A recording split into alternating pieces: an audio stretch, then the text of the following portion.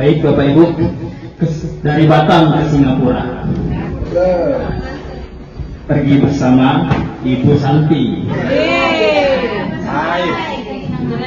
Terimalah salam dan hormat dari saya sebagai pembuka kegiatan pagi ini. Assalamualaikum warahmatullahi wabarakatuh. Baik Bapak Ibu, yang pertama yang kita sama-sama hormati Ibu Kepala Sekolah SD Negeri 001 Batu Ampar, Ibu Nur Laila, kemudian Bapak Ibu guru beserta staf yang ada di ruangan ini yang sama-sama kita hormati. Alhamdulillahirabbil alamin, wassalatu wassalamu ala asrofil anbiya'i wal mursalin wa ala alihi wa sahbihi rasulillahi ajma'in, amma ba'du. Marilah pertama-tama kita panjatkan puja dan puji syukur kita kepada Allah Subhanahu wa taala karena atas limpahan rahmat dan karunia-Nya kita masih diberikan nikmat kesehatan sehingga kita bisa datang, bisa hadir ke sekolah yang kita cintai ini dalam rangka sebuah tugas yang sangat mulia, yaitu memberikan atau menuntun anak-anak kita menjadi anak-anak yang lebih baik-baik ke depannya. Kemudian salawat dan salam kita hadiahkan kepada junjungan alam Nabi besar Muhammad SAW dengan melafazkan Allahumma sholli ala sayyidina Muhammad wa ala ali sayyidina Muhammad. Baik Bapak Ibu, ikan asin sambal terasi enak dimakan dengan sayur lodeh. Mari kita berkolaborasi untuk menciptakan Merdeka Belajar di sekolah. Nah, jadi di sini kita akan berkolaborasi Bapak Ibu. Kolaborasi tentang apa? Tentang pemimpin dalam pengelolaan sumber daya. Nah, jadi di sini kita yang ada di sekolah ini merupakan seorang pemimpin di dalam dunia pendidikan, seorang pemimpin dalam pembelajaran Bapak Ibu. Nah, jadi sebagai seorang pemimpin kita harus dapat mengelola sumber daya yang dimiliki oleh sekolah kita agar bisa dimanfaatkan sebagai penopang program-program yang ada di lingkungan sekolah kita. Nah, di sini ada sebuah pertanyaan pemantik Bapak Ibu tentang sumber daya yang ada di sekolah kita. Nah, mungkin Bapak Ibu bisa tuliskan jawabannya di kertas ini dulu atau di catatan Bapak Ibu dulu. Silakan, saya kasih waktu mungkin kurang lebih 3 menit dari 3 soal ini, atau saya bagi saja di sini soal nomor 1, di sini soal nomor 2, mungkin di sini soal nomor 3, biar tidak lama Bapak Ibu ya. Oke, silakan tulis dulu jawabannya di coretan Bapak Ibu masing-masing tentang soal pemantik yang ada depan. Itu apabila kita menganggap sebuah sekolah adalah sebuah ekosistem dengan faktor biotik dan abiotik yang ada di dalamnya, maka faktor-faktor apa saja yang termasuk dalam kelompok biotik dan abiotik. Nah, ini tuh pertanyaan yang barisan sini Bapak Ibu ya. Jadi mungkin saya jelaskan sedikit abiotik dan biotik itu tentang makhluk hidup ya. Nah, sedangkan abiotik itu tentang benda-benda mati. Nah, jadi Bapak Ibu bisa memikirkan makhluk hidup yang ada di lingkungan sekolah kita itu seperti apa saja. Kemudian biotik yang ada di lingkungan kita itu seperti apa saja. Nah, kemudian untuk yang nomor 2 ya, seberapa besar dampak sumber daya atau fasilitas yang sekolah miliki untuk memfasilitasi proses pembelajaran murid saat ini. Nah, silakan dijelaskan Bapak Ibu. Oke, dan yang terakhir Bapak Ibu, sejauh mana sumber daya sekolah yang kita miliki sudah kita gunakan secara efektif untuk mendukung kualitas pembelajaran di sekolah. Nah, silakan ditulis jawaban Bapak Ibu. Di coret-coretannya nanti bisa dikumpul pada saya. Saya kasih waktu 3 menit dari sekarang Bapak Ibu. Jadi di sini nomor 1, nomor 2, dan nomor 3.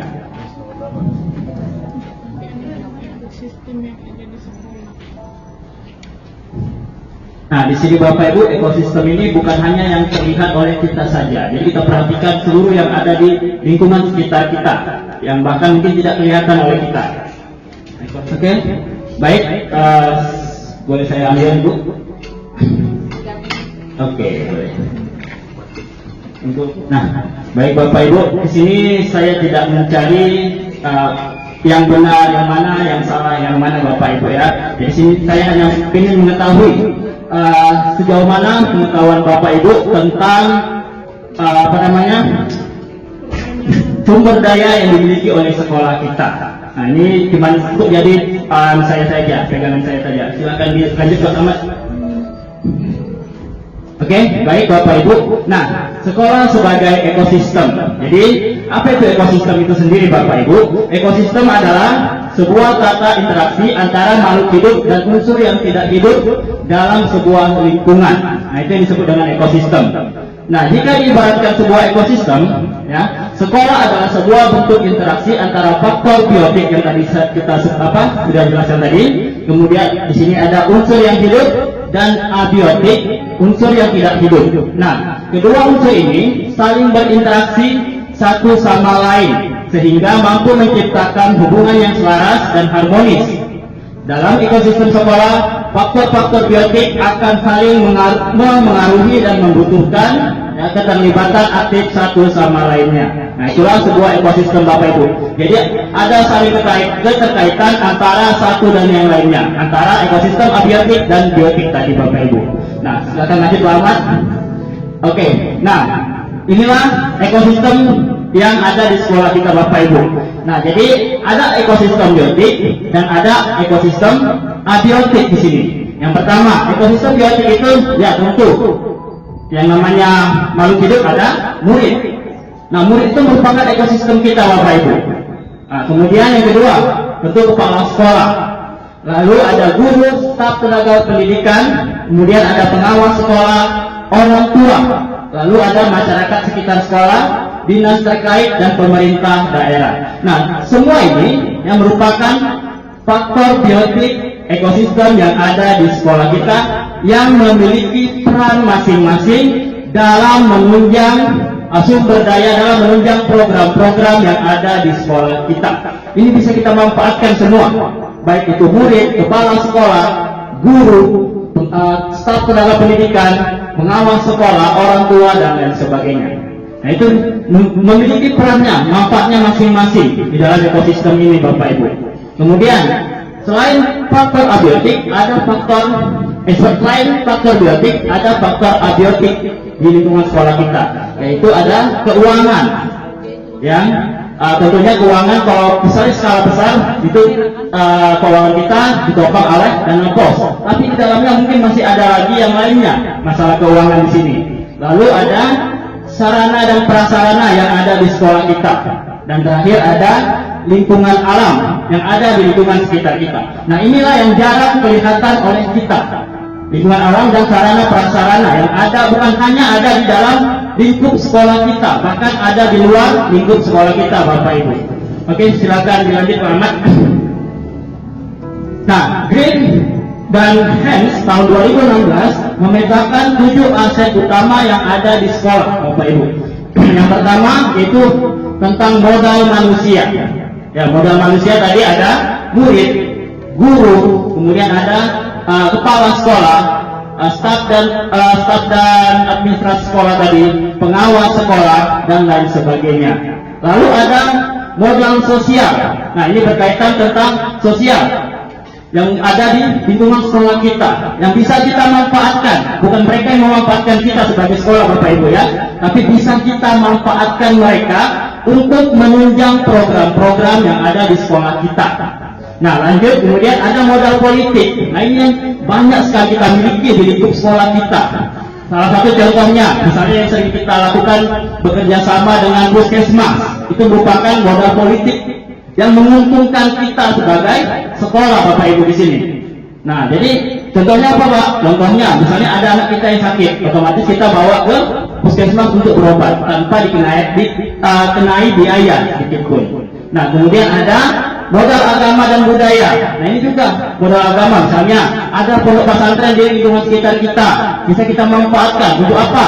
Untuk kegiatan-kegiatan keagamaan. Ada masjid, misalnya sekolah kita, karena sekolah kita tidak memiliki masjid, kita bekerja sama dengan masjid yang ada di lingkungan sekolah kita. Untuk apa? Kita manfaatkan untuk kegiatan keagamaan. Nah, lalu ada modal fisik.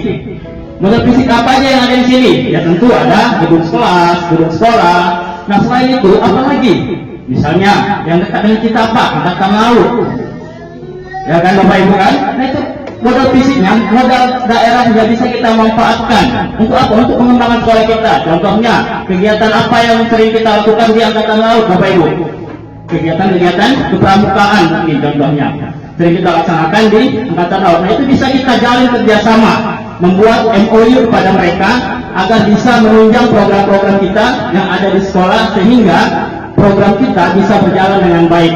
Lalu ada modal lingkungan alam. Nah, ini kita terletak di mana? Di tepi pantai, di atas gunung dan lain sebagainya. Lalu terakhir modal finansial. Nah, finansial ya tentu tadi yang saya sebut ada dana pos yang mungkin juga ada dari infak dan lain sebagainya yang diperuntukkan untuk program-program sekolah. Nah, jadi pekerjaan kita sekarang Bapak Ibu yang seperti saya bilang di awal bahwa kita akan berkolaborasi. Saya tidak menjelaskan di sini, saya tidak mensosialisasikan, tapi kita akan berkolaborasi untuk memetakan aset-aset yang ada di lingkungan, di dalam lingkungan sekolah kita dan yang ada di luar lingkungan sekolah kita, yang ada di sekitar lingkungan sekolah kita yang terdekat. Seperti yang saya sebutkan tadi, mungkin seperti Angkatan Laut, Puskesmas, atau bahkan mungkin Bapak Ibu, ini ada di sini. Bisa kita masukkan sebagai aset kita. Oke Bapak Ibu, nah sekarang ini akan saya bagi 7 kelompok Bapak Ibu ya, karena ada 7 modal aset di sini. Jadi biar tidak lama kerjanya. Jadi ada 7 kelompok mungkin ya, ada berapa orang? 1, 2, 3, 4, 5. Oke, kita gini aja. Ibu sebut 1, 2, 3, 4, 5, 6, 7 ya. Kita berurut ya, oke. Mulai dari Ibu Santi. 4, 5. Bapak? Ya, besar. 7.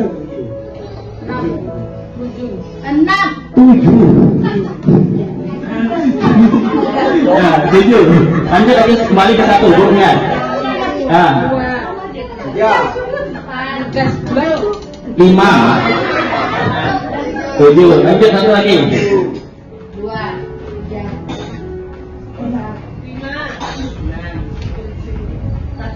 2. Oke, baik Bapak Ibu. Yang kelompok 1 silakan masuk ke kelompok 1 membentuk tim di situ. Ayo Bapak Ibu. Kelompok 2 sama kelompok 2, kelompok 3 sama kelompok 3, kelompok 4 sama kelompok 4, kelompok 5 dengan kelompok 5. Silakan Bapak Ibu. Sampai kelompok 7. Oke, sudah kelompok 1. Nah, jadi sesuai dengan nomor urutnya tadi, ya. Kelompok 1 mengidentifikasi tentang modal manusia yang ada di lingkup sekolah kita. Kelompok 2 tentang modal sosial. Kelompok 3 modal politik. Kelompok 4 modal agama dan budaya. Kelompok 5 modal fisik. Kelompok 6 modal lingkungan atau alam. Dan kelompok 7 modal finansial. Oke, silakan Ibu. Oke, Bapak Ibu, ya silakan mengatakan aset-aset yang ada di sekolah kita dan berikan manfaatnya. Dituliskan kalian manfaatnya. Misalnya kepala sekolah, apa sih apa kepala sekolah itu? Ya, manfaat kepala sekolah itu seperti apa? Saya contohkan begini. Di sekolah kita memiliki 21 guru. Nah, di antara 21 guru ini kita memiliki 7 orang yang bersertifikasi. Lalu di antara 21 orang ini juga kita memiliki 2 orang calon guru penggerak. Nah itu. Nah selain itu apa lagi fungsi dari guru itu? Ibu memetakan. Saya ibu kelompok berapa tadi? Kelompok 6. Modal lingkungan alam. Nah ibu melihat apa yang ada lingkungan alam apa yang ada di sekolah di sekitar sekolah kita ibu. Nah, yang bisa dimanfaatkan dalam proses pembelajaran atau menunjang program-program yang ada di sekolah. Modal fisik, ya itu tadi fisik apa yang ada di sekolah kita? Betul, mungkin seperti itu gedung sekolah, ada taman. Kalau sosial bang? Sosial, nah hubungan dengan hubungan yang bisa membuat ya kerjasama. Bisa dimanfaatkan oleh sekolah.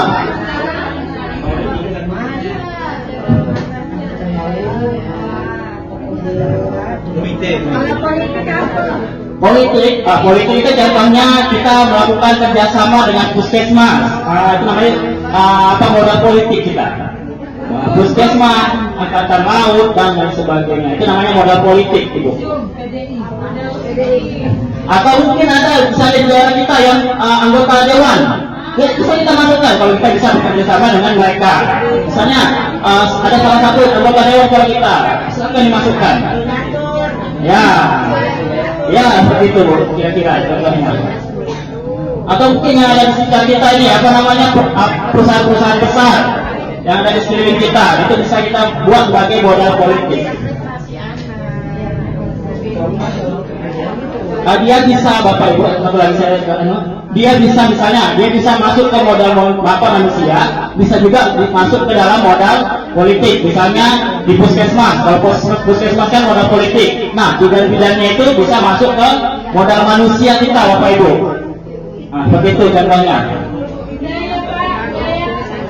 Budaya.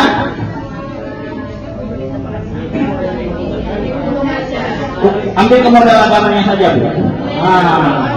Kecuali kalau kita di sekitar kita ada sanggar seni atau segala macamnya, nah seperti itu bisa kita masukkan ke budaya. Saya dana bos itu kan finansial, infak atau sewa kantin itu juga masuk dalam finansial.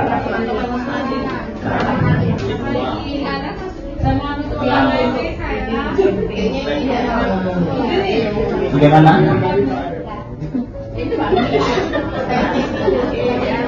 Iya, seperti apa misalnya? Angkatan laut, organisasi seperti apa? Kemudian puskesmas, seperti apa? Polisi seperti apa kita kerjasama dengan mereka?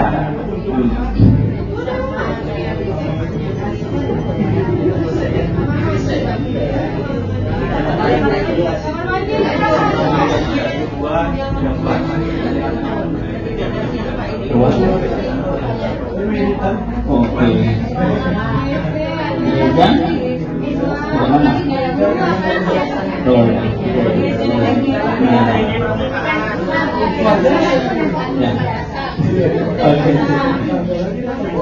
Siap.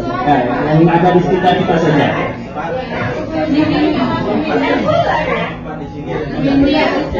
Sudah.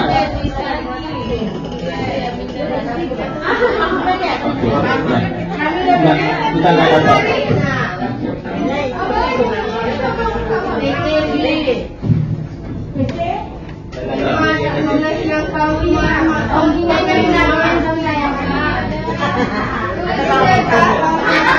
Sudah Ibu.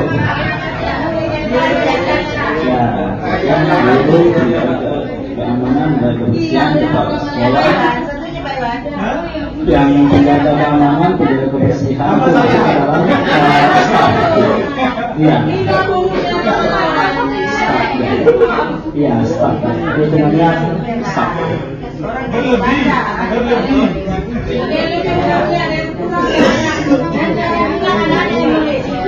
Nah, orang ini staff.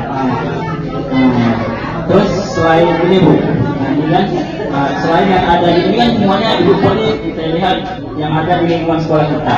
Nah, selain yang ada di luar lingkungan sekolah kita, misalnya kayak tokoh masyarakat, kita juga masuk dalam lingkup komite sama tokoh masyarakat itu berbeda Bu. Kalau komite itu mereka yang berhubungan langsung dengan kita, sedangkan tokoh masyarakat tidak. Ya, komite atau orang tua murid, komite atau orang murid. Contohnya yang mereka yang dituangkan di sini, misalnya kayak apa? Yang jelas itu termasuk dalam tokoh masyarakat nih. Atau dibentuk aku ketiga. Nah, itu namanya tokoh masyarakat. Oke, Bapak Ibu, ada lagi yang sudah? Sudah?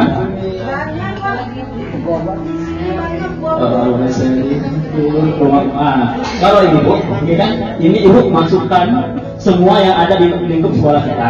Nah, Ibu cari yang di luar sekolah kita yang bisa kita manfaatkan untuk punya program sekolah. Jadi bukan hanya yang ada di lingkup sekolah kita ya Bapak Ibu ya. Nah, puskesmas bisa fisik, angkatan laut juga bisa kita manfaat itu dalam bentuk fisiknya. Pegadaian? Ada pegadaian? Misalnya ini, pegadaian. Iya, yang di luar bisa kita manfaatkan untuk sekolah kita.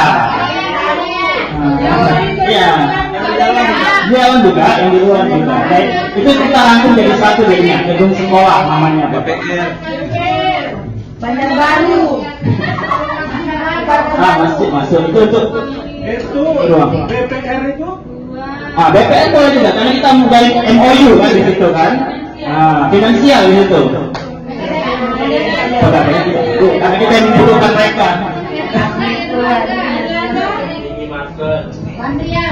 Pegadaian bisa ubah.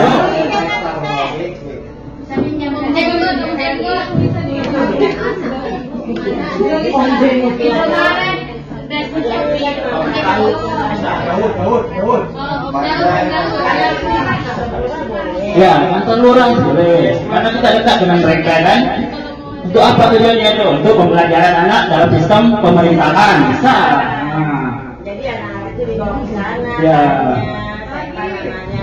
Salurannya, Oke. ada tugasnya. Sebelum itu tugasnya. Kita istirahat dulu. Fajar. Bentar, Pak. Kita udah terakhir. Iya. Akademi Oke. Padang belajar masak-masak. Oke, Bapak Ibu, baik. Terima kasih untuk hasil diskusinya. Penjahit. Jadi mungkin saya tidak akan baca hasil diskusinya, nanti akan saya share di grup hasil diskusi kita berupa aset yang ada di sekolah kita yang telah Bapak Ibu semua kolaborasikan dengan teman kelompoknya. Terima kasih untuk kesempatannya. Akhir kata saya ucapkan bila taufiq wal hidayah. Wassalamualaikum warahmatullahi wabarakatuh.